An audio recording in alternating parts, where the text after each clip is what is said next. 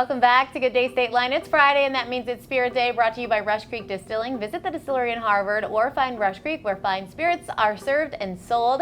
Tonight, we're getting everyone ready for Tipsy History at Midway Village next Saturday, August 13th. Kirk and Luke are here tonight. You're going to tell us about this really cool event. It sounds awesome. It is a fun time. It's going to be exploring the Prohibition era in Rockford, talking about the 18th Amendment and bootlegging and distilleries and feds and G-men and flappers. It's going to be a fun time. Sometimes I think it's funny that we talk about learning about Prohibition with alcohol. Yes. That was kind of the whole thing. The reason why it's not currently, an actual amendment anymore. Yeah, that's right. It turned a lot of the put a lot of the alcohol production and distribution underground, and that's where all the organized crime stories kind of came from, and the stuff that we hear in history. But we're going to be reliving it there in the village at Midway, so we encourage people to get out there from 10 to 4 and learn something and have some fun. I love this so much. So, Kirk, you are going to make us a drink. Yes, so I'm going to be making it's a drink that I found in a cocktail book printed in 1919. Ooh, okay. It's called Jack's Guide, and Jack's Manual. Okay. It's got a much longer title, but that's the big words on the top. One, yeah. Printed in 1919, and it's a cocktail called the Blackhawk. Okay. Did some research, couldn't find anything stating why it's called a Blackhawk.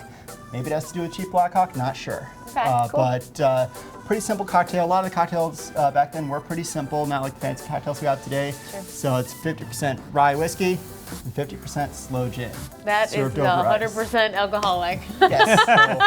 So, if you look online for recipes for it, modern versions of it will have a little bit of a lemon juice in there, but 1919, no lemon juice. No, are you kidding me? It's during Prohibition. Like, if you're going to have a drink, you're going to have a drink. Exactly. That's right. If you're breaking the law, you might as well go for it. Go hard or go home. Okay, so you're going to make this for us. Yes. And we got some ice. We're storing it in our bar for Luke. So we'll toss a little bit of ice in there.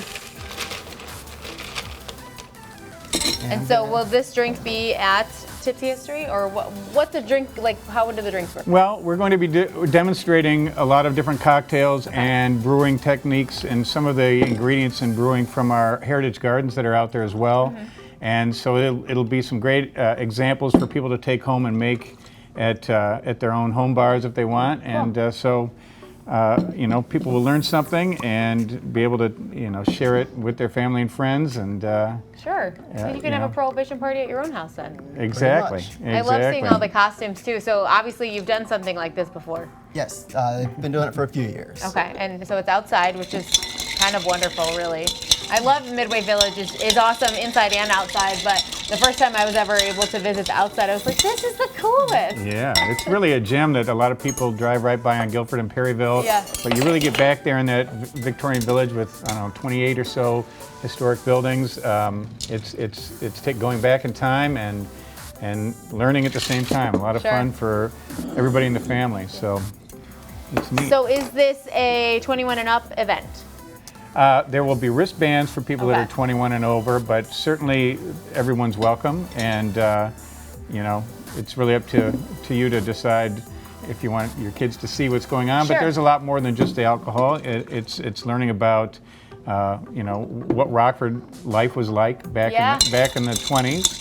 And so there's something for everybody, but especially adults. Yeah, I mean, same point too. If you have never been out there in the Victorian Village, this is a perfect time you can bring the whole family. Everyone can learn, and the adults can, have a couple drinks. Absolutely. The weather we're counting on good weather. The 10-day forecast is just about.